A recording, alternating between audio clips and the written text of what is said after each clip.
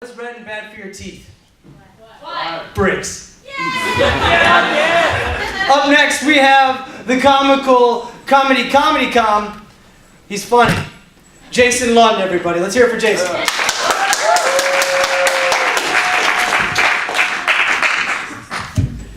Ooh. Well, thanks for Minute Players for putting on this incredible event. It smells like fried bacon and poopy hobo water, so we know we're in a good place. Speaking of maxi pads with Brian, have you seen the student center? They cost like $10 a pad. That's a lot for a maxi pad for those that don't know. Anyway, so the weird thing is my brother actually, he goes to school in Denver. He's doing stand-up comedy tonight. So I asked him to give me his best joke. And he told me, he's like, okay, so what do you call a hand job in the desert? Actually, sorry, in the Mojave Desert. Heat stroke. I think he set me up there. But that's okay. So, what's the deal with homework? It's not like you're working on your home. Alright. Anyway, so now I need your guys' help. I have a big question today. I'm working on my concepts of physical fitness final paper. Okay, so show of hands after you poop. Do you stand up and wipe? Hands up. Oof. Not many. Okay, what about how many of you stay seated and wipe? Okay. Alright, I was just curious. That's just so I can have to go to the paper. Okay. Now of course poop is gross and everyone's like, it's shitty poop. But I say, we look at poop in a different way. I say, the next time you poop, look at that. I ate food. I'm going to live today. It's beautiful. Absolutely beautiful. So next time you poop on somebody's chest, you poop on the ground, or if you're one of those weirdos that poops in a watery bowl, I want you to take a picture of that. I want you to send it to all of your friends. Not to gross them out, not to impress them with how big your poop is. People do that. I have a few of those pictures on my phone. But it's just to like tell your friends, I'm alive. So I think that's how we should look at poop. Anyway, so speaking of shit, I remember the first time I did stand-up comedy. It was in Kenosha at TG's bar. I don't know. Anyway, so they had an open mic. And I remember afterwards, like, everyone was really drunk, so I don't think they could actually hear what I was saying. And I finished, and this guy comes up and he puts his arm around me. He's like, man, this guy looks just like a comedian. If he had some funny jokes, he'd go somewhere. Yeah, he's right, though. But anyway, he gave me his business card, and it said he was a consultant for, like, a plumbing company. Anyway, not a talent agency. And he's like, hey, man, let me be your manager. We'll split it 50-50. And I said, let's split it 100 to 0. You get all of it. He's like, really? Like, we're at a bar in Kenosha. I'm making $0. So, what did the farmer say when he lost his tractor? What? Where's my tractor? Okay, what'd you say?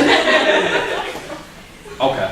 Oh, never mind. Well, so I walked up to a beautiful woman, not at TG's, at a different place. And I asked her, are you from around here very often? And she said, you're wearing 2 different colored socks. And I said, no, to me, they're the same. Because I pick my socks based on thickness. That's it. I laughed when Stephen Wright said it. He made that joke up, I didn't. Don't want to joke steal. Unless you tell him you stole it. Anyway, so speaking of thickness, my concept of physical fitness class reminded me that I have a body.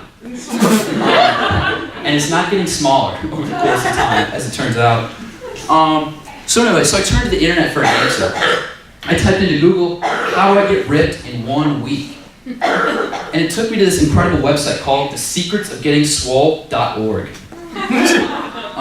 Anyway, so as soon as I got on the website, I was greeted with this incredible video.